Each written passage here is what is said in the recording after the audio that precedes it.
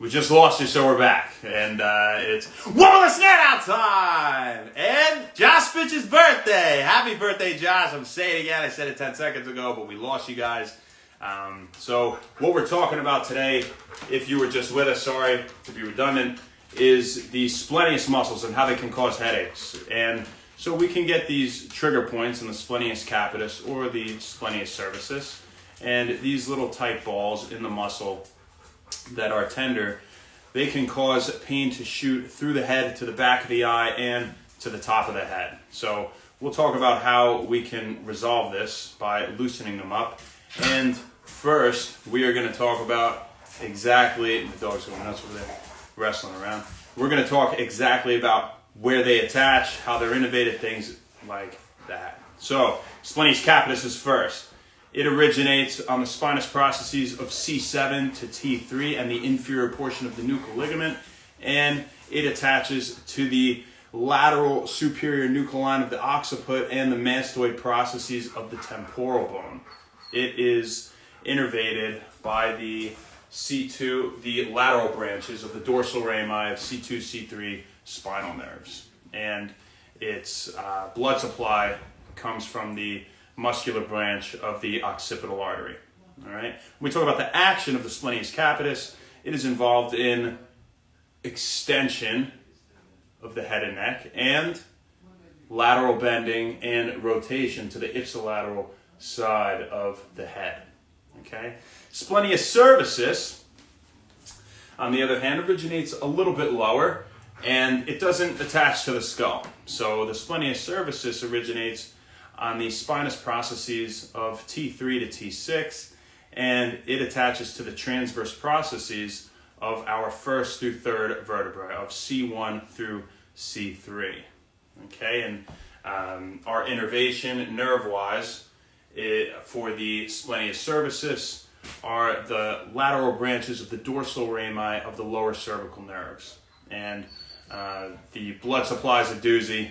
It's the vertebral artery, the occipital artery, the deep cervical artery, the transverse cervical artery, and the superior intercostal arteries. So that's a lot. But what is important is what it does and how we can loosen it up, right?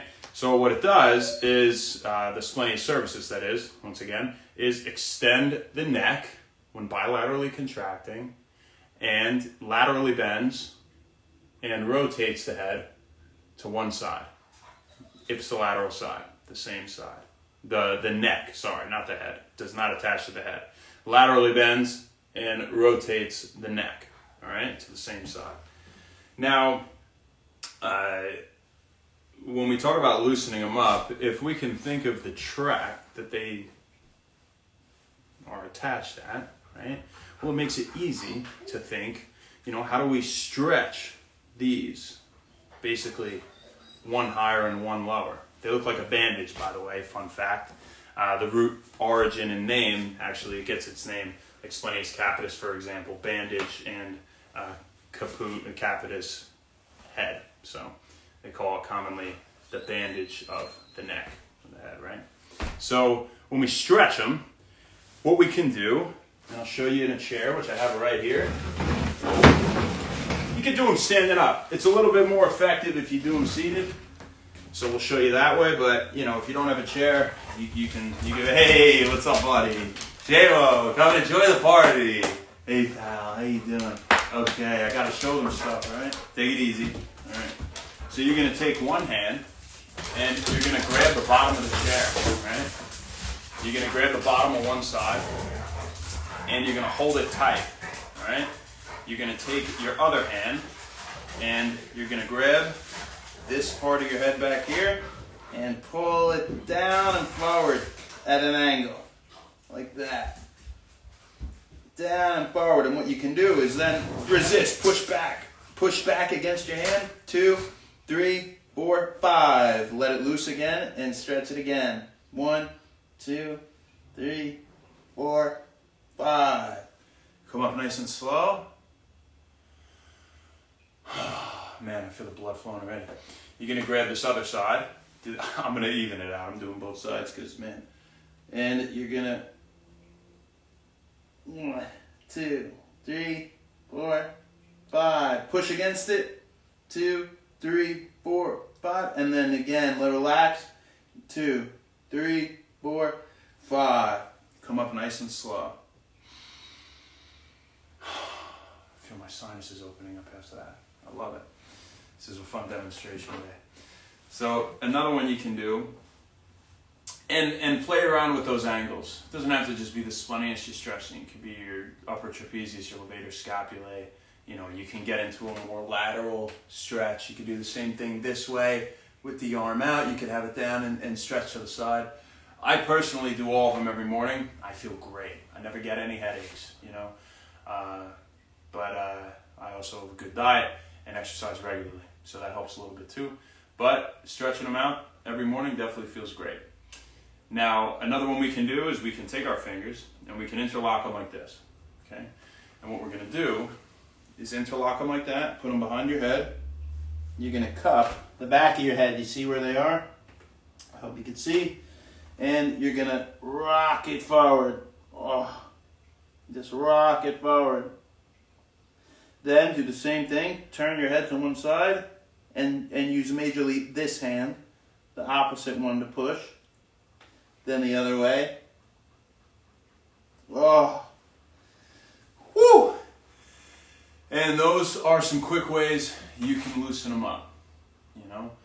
So, you can do them standing if you do. And another thing you could do, if you go to the gym, you could take actually like a 45-pound plate and you can hold it like this in this arm, bend your head away, and you can do the same thing. You can, and use the weight to just hold you down. So however you do it, as long as you have something, you know, stabilizing that side, it should be great. Who do we got on here? Christina Castro, what's happening? How you doing? Thanks for hopping on. Ali, what's up? And Van Wilderness, what's up, my man? How you doing? Hey, good to see you on here, brother. Hope you're doing great. Montica, what's happening? All right.